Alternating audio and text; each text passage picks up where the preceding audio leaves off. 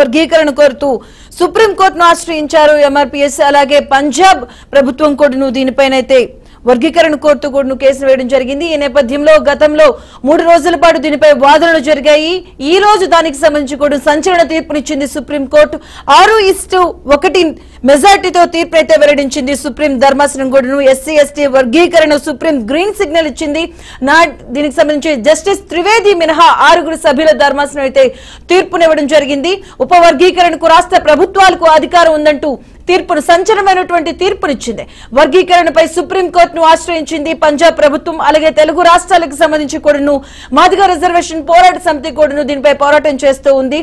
అలాగే గతంలో కూడాను ఎస్సీ ఎస్టీ వర్గీకరణకు సంబంధించి కూడాను గతంలో కూడా ఉపవర్గీకరణకు అనుకూలంగా అప్పటి ఏవైతే తెలుగు రాష్ట్రాలకు సంబంధించి కేసీఆర్ కావచ్చు, చంద్రబాబు కావచ్చు, రాజశేఖర్ కావచ్చు అసెంబ్లీలో తీర్మానాలు కూడా ఇవ్వడం జరిగింది. గతంలో దీనికి సంబంధించి కేంద్రం కూడాను వర్గీకరణకు తాము అనుకూలమే అంటూ కూడా గతంలో కూడా చెప్పడం జరిగింది. వీటన్నిటిపై కూడా పలువురు ఇప్పటికే స్పందించడం జరుగుతూ ఉంది. ఎస్సీ ఎస్టీ వర్గీకరణకు సుప్రీంకోర్టు గ్రీన్ సిగ్నల్ ఇచ్చిన నేపథ్యంలో పలువురు హర్షం కూడా వ్యక్తం చేస్తూ ఉన్నారు. జస్టిస్ త్రివేది మినహా 6 సభ్యుల ధర్మాసనం అయితే తీర్పునివ్వడం జరిగింది. 6:1 నిష్పత్తిలో మెజార్టీ తీర్పును వెల్లడించింది సుప్రీం ధర్మాసనం. ఉపవర్గీకరణకు రాష్ట్ర ప్రభుత్వాలకి అనుమతినిస్తూ కూడా ప్రభుత్వాన్ని అయితే దానికి సంబంధించి అయితే ఇవ్వడం జరిగింది. తెలుగు రాష్ట్రాల నుంచి మాదిగ రిజర్వేషన్ పోరాట సమితి పోరాటం చేస్తూ ఉంది. పంజాబ్ ప్రభుత్వం దీనిపైన అయితే వర్గీకరణకు సంబంధించి కూడా సుప్రీంకోర్టును ఆశ్రయించింది. 3 రోజులు కూడా దీనిపై సంబంధించి కూడా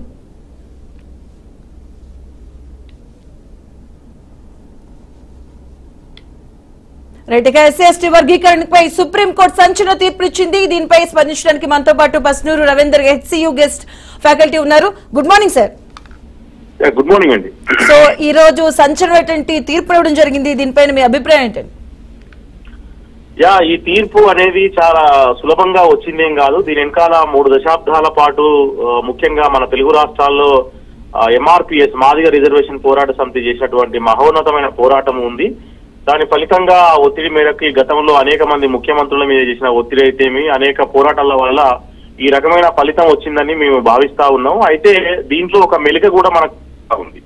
అదేంటంటే ఒకవైపు సుప్రీంకోర్టు దేశ అత్యున్నత న్యాయస్థానము ఈ రాష్ట్రాలే దీన్ని చేసుకోవచ్చు అని చెప్పేసి రాష్ట్రాలకి ఆ రకమైనటువంటి ఒక హక్కును ఇవ్వడం లేదా వాళ్లకు అవకాశం ఇవ్వడం బాగానే ఉంది. కానీ రాష్ట్రాల్లో ఉన్నటువంటి ప్రభుత్వాలు కూడా ఈ డిమాండ్ పైన ఒక పాజిటివ్ వైఖరితో ఉండాల్సినటువంటి అవసరం ఉంది. అంటే రిజర్వేషన్ సామాజిక న్యాయము ఈ సామాజిక రాజ్యాంగ ఫలాల్ని సమానంగా పంచుకోవడం అనేటటువంటి విషయంలో ఇప్పటికైనా రాష్ట్ర ప్రభుత్వ పాలకులు నిర్లక్ష్యం చేయకుండా దాన్ని వెంటనే పరిష్కారం దిశగా ఆయా సామాజిక వర్గాలకు ఎవరైతే వెనుకబడి ఉన్నటువంటి ఎస్సీల్లో ఉన్నటువంటి మన దగ్గర 56 ఎస్సీ కులాలు ఉన్నాయి.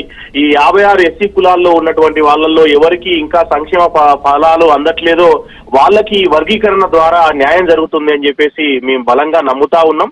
అయితే మరొక వైపు బీజేపీ వర్గీకరణకి మద్దతుగా ఉన్నాము అని అంటూనే